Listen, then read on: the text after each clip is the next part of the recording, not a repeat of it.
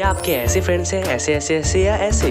आपका तो पता नहीं, पर पाइथन में जब मैंने इनपुट फंक्शन इफ, एलिफ और एल्स स्टेटमेंट का यूज़ किया और फिर पाइथन को ये बताया कि मुझे कॉफ़ी ज़्यादा पसंद है टी से, तो उसने मुझे फ्रेंड जोन कर दिया, पता नहीं क्यों। पर अगर आपको फ्रेंड जोन नहीं होना है तो पाइथन सीख लो, क्योंकि ये है डे 6 ऑफ लर्निंग पाइथन।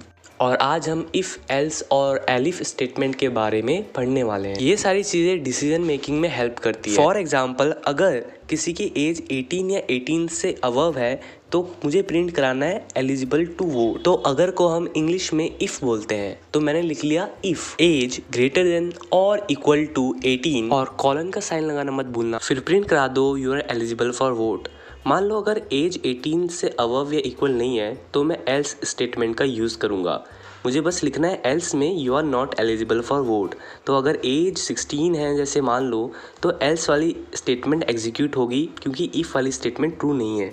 मान लो कभी मुझे यूज़ करना पड़े बहुत सारे इफ़, बार बार इफ़, तो पाइथन में बार बार इफ़ नहीं लिखते हैं। बार बार इफ़ लिखने की जगह हम एलिफ स्टेटमेंट का यूज़ करते हैं।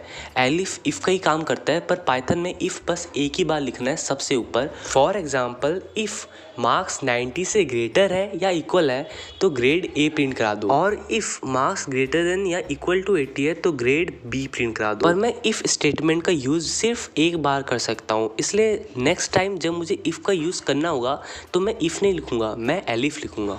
इन दोनों का नाम डिफरेंट है पर काम एक ही है। अगर ये समझ आया तो इस क्वेश्चन का आंसर दे दो और फॉलो करो व्हाट्सएप चैनल लेटेस्ट अपडेट्स के लिए।